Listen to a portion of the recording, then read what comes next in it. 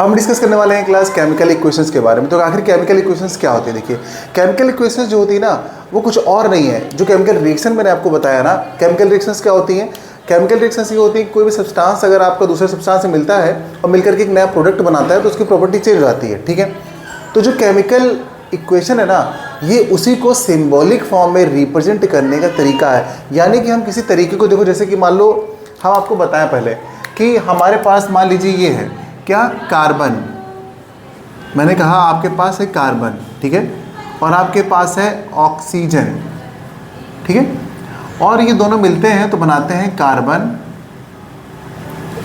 Die oxide. ठीक है, आपको ये एक केमिकल रिएक्शन लिखा है मैंने। केमिकल रिएक्शन में क्या लिखा है कि जब भी कार्बन ऑक्सीजन से रिएक्शन करता है तो बनाता है कार्बन डाइऑक्साइड। ये केमिकल रिएक्शन है ये, ओके। और आपको केमिकल इक्वेशन का मतलब पता है क्या है? इक्वेशन का मतलब है इसको इसके एलिमेंट्री यानी कि इसके सिंबॉलिक फॉर्म में रिप्रेजेंट करना, जिसकी वजह से हम लोग थोड़ा आसानी से केमिकल रिएक्शन को समझ पाते हैं। जैसे हम लोग हाइड्रोजन का सिंबल, जैसे बोलूँगा हाइड्रोजन, आपके दिमाग में आ जाएगा H। अगर मैंने बोला गैस, हाइड्रोजन गैस, तो आप कहोगे H2। मैंने बोला ऑक्सीजन गैस, आप कहोगे O2। मैंने कहा नाइट्रोजन गैस, आप कहोगे N2। मैंने कहा जिंक मेटल, आप कहोगे Zn। तो इस तरीके से जैसे मैं बोलता हूँ और आपके दिमाग में सिंबल आ जाता है ना, तो बस एक केमिकल रिएक्शन को उसके सिंबल के फॉर्म में रिप्रेजेंट करने के तरीके को बोलते हैं बेटा केमिकल इक्वेशन। देखिए यहाँ पर लिखा क्या हुआ है, the method of representing a chemical reaction by the symbols of elements and formula of compounds involved in it is called chemical equation. यानी कि उसमें आप चाहे आपके एलिमेंट हो, चाहे आपका कंपाउंड हो, ठीक है, उनके फॉर्म में लिखने को ही, रिप्रेजेंट करने के तरीके को ही बोलते हैं हम लोग क्या, केमिकल इक्वेशन। अब देखिए केमिकल इक्वेशन, जैसे कि आपको सिंबल पता होगा, कार्बन का क्या होता है? कार्बन का होता है C, लिख दिया, प्लस लगाइए। ऑक्सीजन का क्या होता है? ऑक्सीजन का होता है O2, ऑक्सीजन गैस है ना, ठीक है। फिर आप कहोगे कार्बन डाइऑक्साइड, तो कार्बन डाइऑक्साइड का सिंबल क्या होता है? CO2, okay. ये आपकी केमिकल रिएक्शन आ गई है। तो जो ऊपर वाली केमिकल रिएक्शन है, ठीक है, ये आपकी है आपकी नॉर्मल केमिकल रिएक्शन, यानी कि ये आपकी वर्ड फॉर्म में है। लेकिन ये वाली जो रिएक्शन है ये आपके सिंबॉलिक फॉर्म में है। तो इसी तरीके को हम लोग सीखेंगे, यानी इसी तरीके को सिखाया जाता है केमिकल इक्वेशन के अंदर, ताकि बच्चों को ये पता चल जाए कि आखिर केमिकल इक्वेशन में क्या होता है, आखिर किस लिए ये बना है। बना इसलिए ताकि हम इनके वर्ड प्रॉब्लम्स को, जो ये वर्ड नेम है इनके, इनको हम सिंबॉलिक फॉर्म में रिप्रेजेंट कर पाएँ, है ना। बिल्कुल, देखिए स्टार्टिंग से हम लोग यहाँ पे सीख रहे हैं एकदम बेसिक तरीके से, है कि नहीं? तो देखिए, ठीक है, इतना आप समझ गए ना कि आखिर हम लोग आखिर केमिकल इक्वेशन में हम लोग सीख क्या रहे हैं। ये तो आपको बेसिक पता चल गया होगा कि हम लोग केमिकल इक्वेशन में आखिर क्या सीख रहे हैं। चलिए अब मैं आपको बताता हूँ कि यहाँ पर ये तो बहुत सिंपल वाला मैंने लिखा है, आपको बहुत ही सिंपल वाला मैंने आपको बताया है। जब इस तरह के थोड़े से बड़े बड़े नाम आ जाएंगे, जैसे कि मैं आपको बताऊँ, जैसे कि मान लीजिए आपके पास ये आ गया iron plus copper sulphate. Iron plus copper sulphate, जब आयरन कॉपर सल्फेट से रिएक्शन करता है तो क्या बनाता है बच्चों? ये बनाएगा आपका आयरन सल्फेट और प्लस कॉपर। ये तो इस तरीके से अगर ये रिएक्शन आप देखेंगे तो ये केमिकल रिएक्शन है जो कि आपकी हो रही है। लेकिन इसको हमें रिप्रेजेंट करना होगा किसके फॉर्म में? सिंबॉलिक फॉर्म में। हम एग्जाम में ऐसे एग्जाम्पल नहीं देंगे, हम देंगे एग्जाम्पल तो ये वाला एग्जाम्पल देंगे, ठीक है। तो आप जब भी एग्जाम्पल लिखेंगे तो इस वाले फॉर्म में लिखेंगे एग्जाम्पल, ठीक है। तो देखिए आयरन का क्या होता है? आयरन का होता है Fe, आप कहोगे Fe, प्लस कॉपर का आप कहोगे Cu। सल्फेट का क्या होता है? SO4, ठीक, कॉपर सल्फेट। आप कहोगे क्या बनेगा? कहोगे सर इसके जो आपने आयरन सल्फेट बनाया, आयरन क्या होता है? Fe, सल्फेट का मतलब SO4, और आगे क्या है? कॉपर, तो ये Cu हो गया। ये हो गई आपकी केमिकल रिएक्शन। तो इस तरीके से आप समझ रहे हैं ना कि हम लोगों को केमिकल इक्वेशन में क्या सीखना होता है। हम लोग को केमिकल इक्वेशन में सीखना होता है बेसिकली कि जो हमारी वर्ड इक्वेशन होती है उसको हम सिंबॉलिक फॉर्म में रिप्रेजेंट करें। क्लियर हो गया होगा आई थिंक अब तो काफ़ी ज़्यादा। अच्छा, अब देखिए मैं पहले तो मैंने आपको बताया केमिकल इक्वेशन का मीनिंग क्या होता है, ओके। अब मैं आपको बताने जा रहा हूँ यहाँ पर कि आखिर इस केमिकल रिएक्शन में कुछ इंपॉर्टेंट पार्ट्स और भी होते हैं। जैसे कि मान लो मैंने कहा A प्लस B आपस में रिएक्शन करते हैं तो बनाते हैं आपके C और D, ठीक है। मैंने ऐसे कुछ ले लिया कि कुछ नेम है हमारे पास कि भाई मैंने कहा A और B जब आपस में कंबाइंड करते हैं तो बनाते हैं C और D। तो यहाँ पर आपको ये समझना है कि जो LHS वाला पार्ट है ना, ये वाला पार्ट जो दिख रहा है, इसे हम रिएक्टेंट बोलते हैं, इसे हम बोलते हैं रिएक्टेंट, ठीक है, रिएक्टेंट। और जो इस तरफ वाला बन के तैयार हो जाता है, इसे हम लोग बोलते हैं प्रोडक्ट, ठीक है, इसे हम बोलते हैं प्रोडक्ट। यानी कि जो हमारा एरो दिख रहा है, एरो के LHS में आपको रिएक्टेंट मिलेगा यानी रॉ मटेरियल, और जो आपका राइट साइड में मिलेगा ये प्रोडक्ट है, जो कि आपका प्रोडक्ट फॉर्म हो चुका होगा।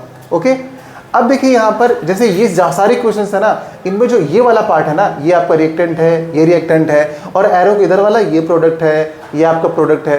अब आप आई थिंक समझ गए होंगे कि आखिर ये रिएक्टेंट और प्रोडक्ट क्या है, ठीक है। अगर बात करें हम केमिकल इक्वेशन की, तो केमिकल इक्वेशन बच्चों हमारी 2 टाइप की होती है, ठीक है। केमिकल इक्वेशन हमारी 2 टाइप की होती है। तो अच्छा ठीक है, इसका एक स्क्रीनशॉट लीजिए, इसको मैं इरेज करके बताता हूँ आपको, ठीक है।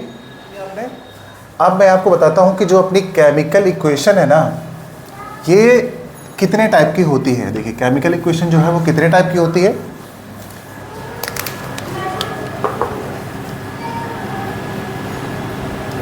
केमिकल इक्वेशन, जो केमिकल इक्वेशन होती है ना, वो बच्चों 2 टाइप की होती है। कितने टाइप की होती है? 2 टाइप की होती है। कौन कौन सी? एक होती है आपकी अनबैलेंस्ड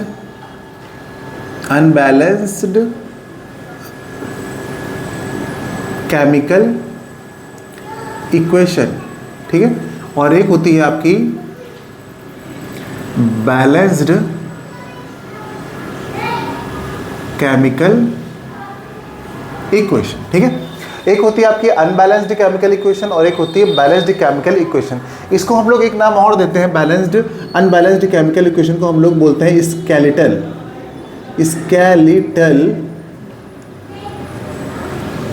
केमिकल इक्वेशन, ठीक है। इसे हम लोग क्या बोलते हैं? स्केलेटल केमिकल इक्वेशन भी बोलते हैं, ठीक है। तो ये 2 टाइप की आपकी केमिकल इक्वेशंस होती हैं, यानी कि कुछ ऐसी रिएक्शंस होंगी जो आपकी अनबैलेंस्ड फॉर्म में होंगी, और कुछ ऐसी होंगी जो जब बन के तैयार होंगी ना, तो वो ऑलरेडी बैलेंस्ड ही होंगी। जैसे एग्जांपल दिखाना ही पड़ेगा आपको। अब जैसे कि यहाँ पर एक एग्जांपल लेते हैं अनबैलेंस्ड वाला। अनबैलेंस्ड में जैसे मैंने कहा आपका मैग्नीशियम है, मैग्नीशियम रिएक्शन कर रहा है ऑक्सीजन से, तो ये बनाएगा मैग्नीशियम ऑक्साइड यानी MgO। दूसरा एग्जांपल ले सकते हैं, जैसे कि मैंने कहा सोडियम है, सोडियम आपका ऑक्सीजन से रिएक्शन कर रहा है, तो ये बनाएगा आपका सोडियम ऑक्साइड यानी कि Na2O। ये आपकी केमिकल रिएक्शंस ऐसी हैं जो अनबैलेंस्ड है। कहोगे सर कैसे आप बता रहे हैं ये अनबैलेंस्ड हैं? देखिए इनमें जो आपके नंबर ऑफ एटम्स होंगे रिएक्टेंट के, वो प्रोडक्ट के नंबर ऑफ एटम्स के इक्वल नहीं होंगे। कैसे? मैग्नीशियम यहाँ पर देख लीजिए 1 है, यहाँ पर मैग्नीशियम 1 है, यहाँ पर ऑक्सीजन कितने हैं? 2 है, यहाँ पर ऑक्सीजन सिर्फ 1 है, यानी कि ये दोनों क्या है? अनबैलेंस्ड है। यहाँ पे नंबर ऑफ एलिमेंट दोनों तरफ चेंज हो रहे हैं, जब एलिमेंट चेंज होंगे तो उनके नंबर ऑफ एटम्स भी चेंज होंगे, ठीक है। तो इसको हमें बैलेंस करना पड़ता है। तो अभी तो हमें ये अनबैलेंस केमिकल इक्वेशन का एग्जांपल, अगर आपसे अनबैलेंस्ड का या फिर स्केलेटल केमिकल इक्वेशन, इसका नाम देखिए ध्यान से। अगर जो स्केलेटल केमिकल इक्वेशन होती है ना, इसका नाम याद रखिएगा, क्योंकि इसका नाम दे करके कभी कभी पूछा जाता है तो बच्चे यही भूल जाते हैं कि आखिर ये स्केलेटल कब पढ़ा था हमने, कहीं स्केलेटन तो नहीं है बायोलॉजी वाला। तो ऐसा बिल्कुल नहीं है, आपको ध्यान रखना है कि स्केलेटल केमिकल इक्वेशन भी होती है जिसे अनबैलेंस्ड केमिकल इक्वेशन कहते हैं। क्लियर? सेम यहाँ पर देखिए सोडियम 1 है, यहाँ पर सोडियम कितने हैं? 2 हो गए, यानी ये भी अनबैलेंस हो गया। दोनों तरफ सेम होना चाहिए। कहोगे सर इसमें कैसे एग्जाम्पल लिखेंगे आप? तो देखिए इसमें एग्जाम्पल ऐसा वाला होगा कि जैसे मैंने क्या कहा आपसे कि ये जिंक है, जिंक आपकी रिएक्शन कर रही है HCl से, ओके। जब भी आपका कोई मेटल एसिड से रिएक्शन करता है तो क्या बनाता है? सॉल्ट। आपका हो गया ZnCl2, है ना, और प्लस का यहाँ पे क्या होगा? H2। तो ये वाली अगर केमिकल रिएक्शन हम देखेंगे तो क्या यहाँ पर हमारा ये बैलेंस है? तो ये भी एक अनबैलेंस्ड केमिकल रिएक्शन है, ये भी बिल्कुल बैलेंस नहीं है, तो इसको भी हम इरेज करेंगे ना, ये भी अनबैलेंस्ड ही हो गया, ठीक है ना। बैलेंस का मतलब ये होगा कि दोनों तरफ उसके सेम क्या होंगे?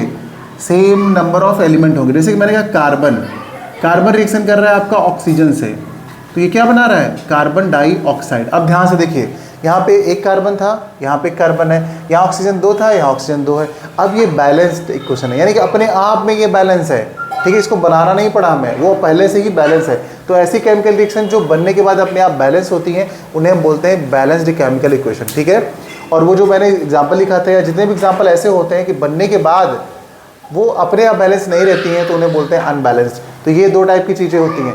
लेकिन हम क्या ऐसी केमिकल इक्वेशन लिख करके छोड़ सकते हैं अपने एग्जाम में? बिल्कुल भी नहीं है। हमें हर एक केमिकल इक्वेशन को लिखना पड़ेगा और रिएक्शन को रिप्रेजेंट करना होगा इक्वेशन के फॉर्म में, फिर उसको बैलेंस करना होगा। अगर तब उसको बैलेंस कर देंगे तभी वो माना जाएगा, अदरवाइज नहीं माना जाएगा। बहुत बार तो हमको अनबैलेंस केमिकल इक्वेशन लिख के दी जाएंगी और हमें बैलेंस करने को कहा जाएगा। हमारी एनसीईआरटी की बुक में दिखाता हूँ मैं आप लोगों को। हमारी एनसीईआरटी की जो बुक है इसमें स्टार्टिंग में कुछ दे रखा है, ठीक है। तो इसमें जो कुछ दे रखा है तो उसमें हम लोगों को आयरन वाला एग्जाम्पल है आई थिंक, तो हमें उसमें से बैलेंस करके दिखाना होगा। मैं आपको बैलेंस करके बिल्कुल दिखाता हूँ अभी, क्योंकि हम लोग केमिकल इक्वेशन सीख रहे हैं यहाँ पर। देखिए जो मैं आपको बता रहा था यहाँ पर, ये मैग्नीशियम ऑक्सीजन ये वाली चीज़ें, यहाँ पर देखिए ये बैलेंसिंग आ गई है। अब बैलेंसिंग जो भी आपकी एनसीईआरटी में ना हम वही वाली करेंगे, ठीक है। चलो करते हैं बैलेंसिंग। हम स्टार्ट करने वाले हैं अपनी बैलेंसिंग। तो बैलेंस करते हैं, एक केमिकल इक्वेशन हमारी दी हुई होगी और उसको हम बैलेंस करते हैं। तो कैसे बैलेंस करेंगे चलिए ये सीखते हैं, ठीक है। तो हमारे पास ये जो एग्जांपल है ये आपका एनसीईआरटी एग्जांपल है, इसे कैसे बैलेंस करेंगे देखिए। तो यहाँ पर जितने भी आपके एलिमेंट रिएक्टेंट में होंगे उतने ही आपके एलिमेंट प्रोडक्ट में होंगे, ठीक है। तो सबसे पहले हम नंबर ऑफ एलिमेंट को लिख लेते हैं। यहाँ पे हमारे नंबर ऑफ एलिमेंट कौन कौन से हैं देखो, यहाँ पर एक एलिमेंट Fe है तो आप Fe लिख लीजिए, आयरन है। दूसरा एलिमेंट हाइड्रोजन है तो आप हाइड्रोजन लिख लीजिए, और फिर ऑक्सीजन है तो ऑक्सीजन लिख लीजिए। आपने सबसे पहले नंबर ऑफ एलिमेंट नोट कर लिए हैं, ओके। अब आपको ये देखना है कि रिएक्टेंट में, ये वाला पार्ट आपका रिएक्टेंट होता है ना इधर वाला LHS वाला, तो रिएक्टेंट में ये जो एलिमेंट है ना वो कितनी कितनी क्वांटिटी में है। तो आप कहोगे सर लिख लेते हैं, चलिए Fe कितनी बार आया है, Fe 1 टाइम है, देखो यहाँ पे सिर्फ, तो 1 टाइम। हाइड्रोजन कितनी टाइम्स है, 2 टाइम्स, तो आप हाइड्रोजन के आगे 2 लिखिए। ऑक्सीजन कितने टाइम्स है, ऑक्सीजन 1 टाइम है तो आप यहाँ पे 1 लिख लेंगे। क्या इतना काम समझ में आया? फिर आप कहेंगे कि सर इस तरफ कितनी कितनी बार है ये, तो Fe जो है वो प्रोडक्ट में कितनी बार है, 3 बार है, तो आप 3 लिख लेंगे। फिर ऑक्सीजन कितने टाइम्स है, यहाँ पे देखिए ऑक्सीजन तो यहाँ पे आ रहा है तो 4 टाइम्स है, और हाइड्रोजन कितने टाइम्स है, 2 टाइम्स है, तो हाइड्रोजन तो आपका बैलेंस है पहले से। देखो हाइड्रोजन दोनों तरफ सेम सेम है तो हाइड्रोजन तो बैलेंस है, ठीक है, बट ऑक्सीजन बैलेंस नहीं है। अब इनके लिए क्या सर कोई रूल होता है जो हम बैलेंस कर पाए? तो देखो बेटा रूल तो कोई नहीं होता है, लेकिन हाँ थोड़ा सा एक ट्रिक होती है, एक थोड़ा सा कॉन्सेप्ट होता है कि जहाँ से बड़ा वाला ग्रुप दिखे आपको, जहाँ से बड़ा कंपाउंड दिखे, आप बैलेंसिंग वहीं से स्टार्ट कीजिएगा, ठीक है। तो बैलेंसिंग हम यहाँ से स्टार्ट करते हैं इस वाले कंपाउंड से। तो यहाँ पे देखिए क्या दिख रहा है, Fe3O4 आयरन ऑक्साइड है, ओके। तो यहाँ पर सबसे पहले हम ये देखते हैं कि हमारा यहाँ पर ऑक्सीजन कितना है, 4 है, यहाँ पर ऑक्सीजन 1 है। तो इस ऑक्सीजन को भी अगर हम 4 करना चाहें तो क्या करेंगे, इधर 4 से मल्टीप्लाई कर देंगे। अब देखिए दोनों तरफ 4 4 हो गया, बढ़िया। इस तरफ हम 4 से मल्टीप्लाई करेंगे, तो अब यहाँ तो मल्टीप्लाई कर नहीं सकते हम, ना ही इसके बीच में कर सकते हैं, हमेशा पूरे कंपाउंड के आगे करना होगा। तो यहाँ पे हमको 4 से मल्टीप्लाई करना होगा। हमने 4 से मल्टीप्लाई कर दिया, बिल्कुल मैथ की तरह देखना है आपको। जो मैथमेटिक्स में हम लोग क्या करते हैं, अगर यहाँ पर 4 से मल्टीप्लाई किया तो ऑक्सीजन तो 4 हो गया, लेकिन हाइड्रोजन कितना हुआ, ये देखिए हाइड्रोजन 2 है ऑलरेडी यहाँ पे, तो 2 हाइड्रोजन यहाँ पे और 4 ये इधर से मल्टीप्लाई हो रहा है, तो 4 2 जा 8। जब हमने ऑक्सीजन को 4 किया तो हाइड्रोजन कितना हो गया, 8 हो गया। यानी जो हाइड्रोजन था ये वाला, ये 8 हो गया।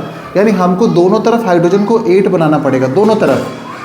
भाई इस तरफ तो हाइड्रोजन 8 हो गया अपने आप, देखिए हाइड्रोजन के आगे हमने 8 कर दिया, तो इधर भी आपको 8 करना होगा, तभी तो बैलेंसिंग होगी, बैलेंस होगा ना दोनों तरफ, तो बैलेंस कर दिया, ठीक है। तो चलिए इधर मैंने 4 लगाया, तो इधर भी हमको कितना 8 करना पड़ेगा, यानी यहाँ पे हम 4 लगाएंगे। चलो ठीक है, हाइड्रोजन तो बैलेंस हो गया। अब उसके बाद देखते हैं Fe कितना है। Fe यहाँ पर 3 है, RHS में देखिए 3 है प्रोडक्ट में, इस तरफ तो सिर्फ कितना 1 है, तो इसको भी 3 से मल्टीप्लाई करो। तो क्या इसको 3 से मल्टीप्लाई करने के बाद कोई इफेक्ट पड़ रहा है? कुछ इफेक्ट नहीं पड़ रहा है। अब देखिए ये सब सेम हो गया, इसको करेंगे तो आगे कितना 3 आएगा, इसको करेंगे तो 8 आएगा, इसको करेंगे तो 4 आएगा। यहाँ पर इसको भी सॉल्व कर लेते हैं, ये आपका 3 ही है, ये आपका 8 है और ये आपका 4 है। आप देखिए 3 8 4 3 8 4, क्या बात है, बैलेंस हो गया। जब ये लोग इक्वल हो गए तो ऊपर भी देखिए ध्यान से 3 Fe इधर है, 3 Fe इधर है, यहाँ पे 8 हाइड्रोजन, यहाँ पे 8 हाइड्रोजन, O4 है, O यहाँ पे 4 है, बढ़िया बैलेंस हो गई केमिकल इक्वेशन। कितनी आसानी से बैलेंस हो गई। आप भी ये तरीका अपनाइएगा और आसानी से बैलेंस कर सकते हैं। बड़े से बड़े क्वेश्चन को भी आप इस तरीके से बैलेंस कर सकते हैं। बस खाली ध्यान रखिएगा कंपाउंड जो बड़ा वाला होगा वहाँ से स्टार्ट कीजिएगा, अदरवाइज अगर कंपाउंड बड़ा नहीं हो तो जो नॉन मेटल्स होंगे ना आप वहाँ से स्टार्ट कीजिएगा, आपकी बैलेंसिंग हमेशा सही होगी। चलिए इसको स्क्रीनशॉट ले लीजिए, फिर करते हैं अगला टॉपिक।